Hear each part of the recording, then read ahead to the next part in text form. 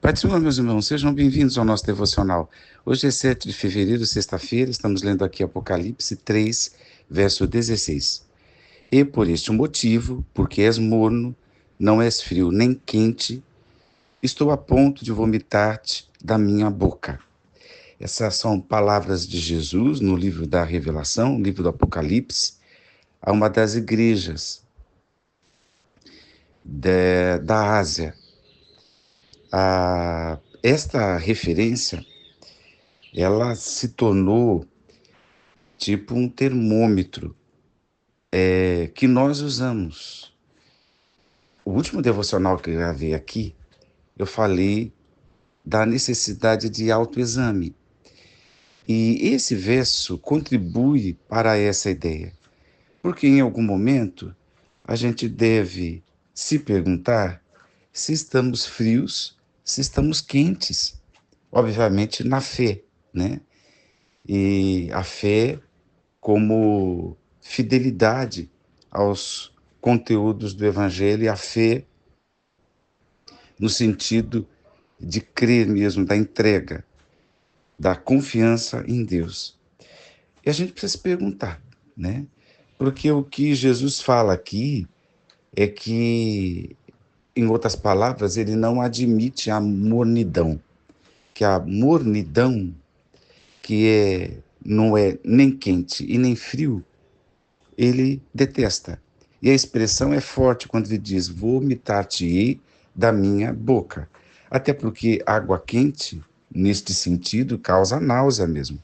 Então é algo que todos nós compreendemos que não é agradável, é algo que não é bom, né? Porque aquele que está quente, ok, a água quente serve para uma série de coisas em termos de utilidade. A água fria também, né? E se formos pensar de uma maneira até pentecostal, o frio pode se tornar quente, mas o morno, ele não se identifica nem com uma coisa nem com outra.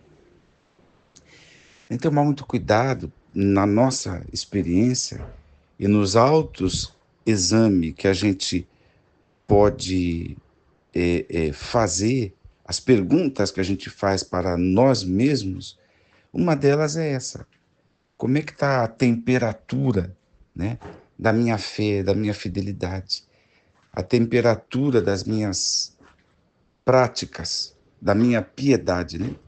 Bom, a, essa questão de não estar nem lá, nem cá, né, nem lá, estar no meio, né, me lembrou uma doutrina que, até onde eu estou informado, era uma doutrina católica, chamada limbo, né? O limbo era um lugar que os teólogos medievais acreditavam existir, teólogos medievais da Igreja Católica, acreditavam existir que era a destinação dos natimortos, né? De todas as pessoas que morreram naquela fase recém-nascidos e na primeira infância e tal. Então, qual era a problemática? O pecado original, né? E ninguém com o pecado original poderia ser salvo, digamos assim. Então, o limbo era um lugar onde essas crianças ficariam. Também foi chamado de limbo o que Jesus chamou de seio de Abraão. Então, tinha essa discussão no passado. Mas eu estou informado que um dos papas, em 2007, pertinho de nós, aboliu essa ideia de limbo. Então, isso não é mais ensinado.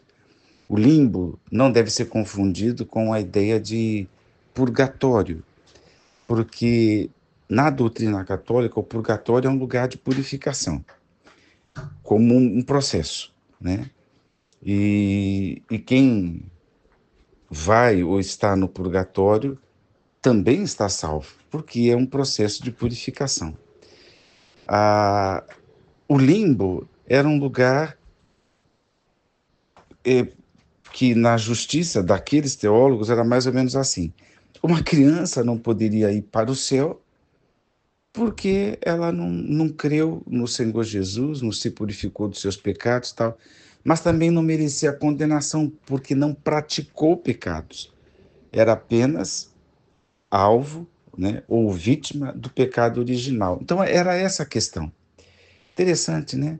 Pensar nestas coisas relacionadas à salvação de todos nós. E por falar em catolicismo, eu reencontrei uma das professoras do meu filho, e se eu não estou enganado, acho que foi a primeira ou segunda professora dele lá no jardim. E ela encontrou a minha Débora e ela contou que a filha dela é uma católica fervorosa, que tem até predileção pela missa em latim, estudiosa, temente a Deus. E, enfim, a mãe disse que o problema dela é que ela tem uma filha que não lhe faz companhia para nada. Uma menina que não tem redes sociais, uma menina completamente devotada às orações, à leitura, enfim. A, e me parece que tem o desejo de ser freira ou alguma coisa assim. Enfim, e uma das coisas que a mãe falou, a mãe disse assim: eu nunca vi, ela está sempre falando da vida eterna. Eu achei isso lindíssimo, porque ela diz para a mãe: mãe, a senhora precisa se preocupar com a vida eterna. Tudo isso aqui é passageiro. A gente precisa se preocupar com a vida eterna.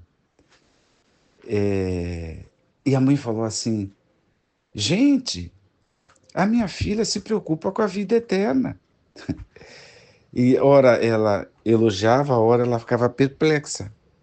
Mas eu achei lindo, eu achei uma lição preciosa que uma jovenzinha de 18 vai fazer 19 esteja preocupada com a vida eterna. E ela organiza toda a sua vida na, na comunidade católica, nos valores, tudo que ela aprendeu, preocupada de não perder a vida eterna.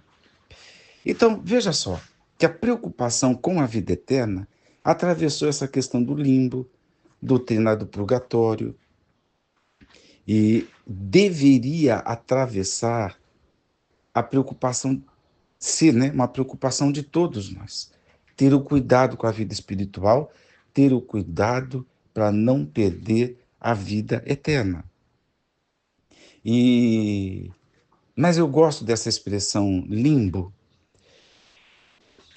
para dizer que às vezes nós, os crentes, a gente fica em um limbo existencial, né? Você já perceberam? Eu vou aqui citar, viu, gente, que a gente não tem esse tempo todo. Eu também não quero enfadá-los. Mas em relação ao perdão que a gente tem que dar ao próximo, quando o próximo peca contra nós. Há um limbo de muita gente. Tem muita gente dizendo: eu perdoo, mas não quero papo. É um limbo. Ou seja, não é nem o perdão e nem o não perdão. É um perdão que não convive. Um perdão estranho, é um limbo, né? Há também um limbo de que Jesus deixou muito claro, né, a respeito do farisaísmo, né? A pessoa pratica oração, dar esmola, tal, decora a palavra de Deus, tudo isso farisaísmo, né? Mas na prática não, no coração, perdão, não eram verdades, né? Então, tem uma execução, tem uma performance, mas não tem uma essência, não tem um interior. É um limbo, né? E me preocupo muito com os crentes que fazem confusão teológica e ficam entre a lei e a graça, né? Não é nem uma coisa nem outra. Pega um pouco daqui, um pouco de lá. Fico preocupado, né? com aqueles que pegam as promessas de Deus para Israel, as promessas de Deus para a igreja, faz salada, né? Ou seja, não está nem em um lugar e nem no outro, está num limbo, né? Então, eu acredito que um limbo existencial, né, é a pessoa dizer que ama a Deus, que segue a Jesus e tudo mais, mas as suas obras negam, né?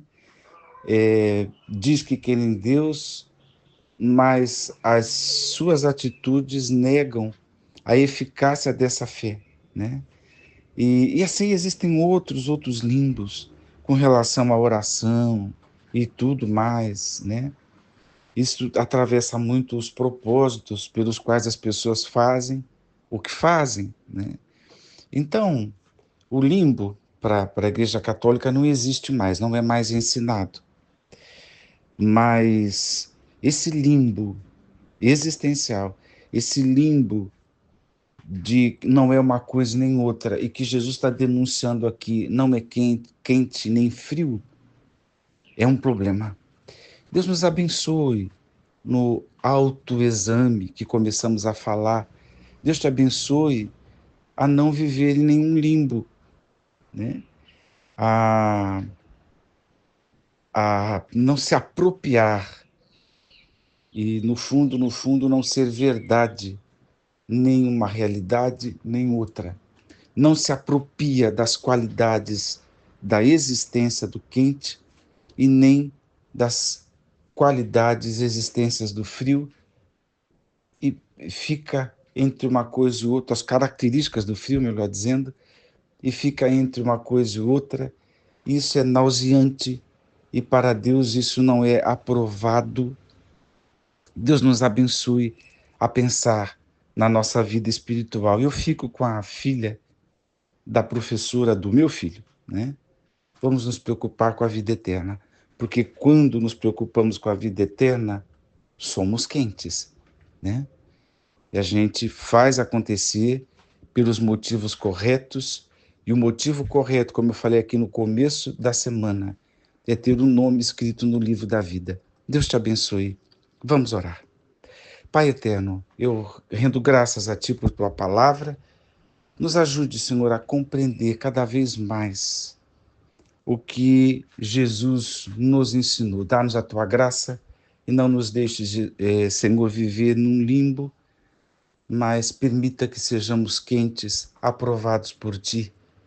Eu oro no nome de Jesus. Amém.